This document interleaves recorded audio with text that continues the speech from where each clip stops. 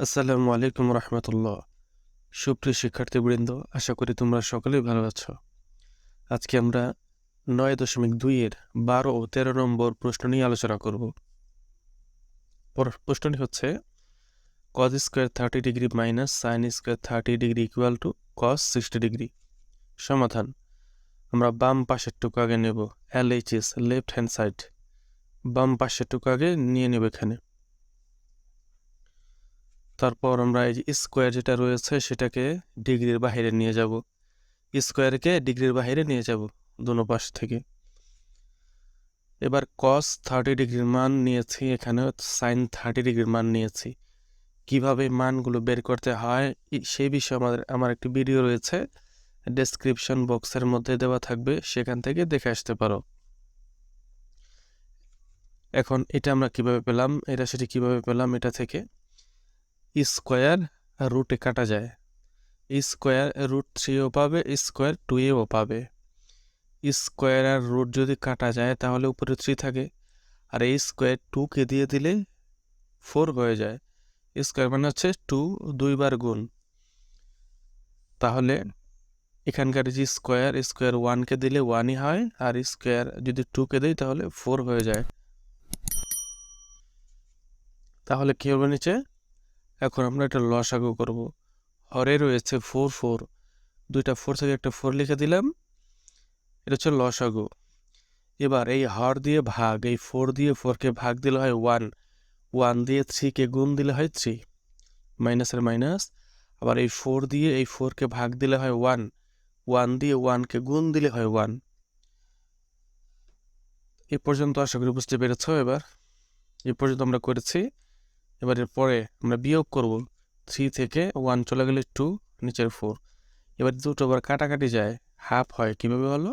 উপরে 2 রয়েছে, নিচে 4 রয়েছে, তাই 2 দিয়ে 2 এর কাছে একবার যায়, 2 দিয়ে 4 এর কাছে দুইবার যায়, এটা হচ্ছে হাফ, 1/2। এবার লিখবো RHS। RHS এর ছিল cos 60 ডিগ্রি।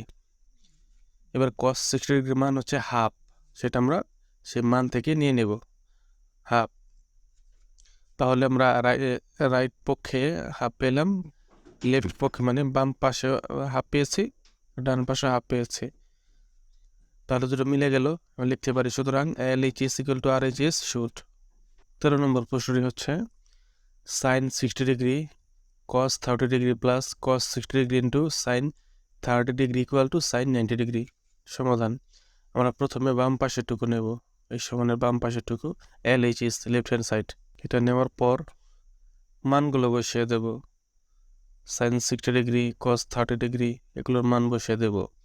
মানগুলো কিভাবে বের করতে হয় সেই বিষয়ে একটি ভিডিও রয়েছে ডেসক্রিপশন বক্সের মধ্যে, সেখান থেকে দেখে আসতে পারো। মান দেওয়ার পরে এবার এরকম হবে। তারপর এটা পেলাম, এটা কিভাবে পেলাম এখন বলে দিচ্ছি। এটা কিভাবে পেলাম সেটা হলো, এই যে 2 আর 2 মাঝখানে কিন্তু গুণ, ডট মানে গুণ, তো নিচে হরে হরে গুণ হবে, 2 দুগুণে 4, আর নিচে 4 হবে। উপরে √3 রয়েছে দুইটা, এটা কিন্তু গুণ, তার মানে একটা √3 দিয়ে স্কোয়ার দেওয়া যায়, এর দ্বারা দুইটা বোঝায়, প্লাস আর প্লাস। এবার এখানেও হরে হরে গুণ, 2 গুণ 4 হয়, উপরে 1 গুণ 1 হয়। এরপর এই রাশি থেকে এই রাশি, এটা আমরা কি করবো এখন? স্কোয়ার রুট কেটে দেবো, স্কোয়ার রুট কেটে দিলে কি থাকে? 3 থাকে উপরের 3, আর এদিকে যা রয়েছে তাই লিখে দিলাম। এখানে আমরা এটা পেলাম। এটা কিভাবে পেলাম? যে নিচে 4 আর 4 রয়েছে, দুইটা 4 থেকে আমরা লসাগু নিয়েছি 4, 4 এর লসাগু হচ্ছে 4।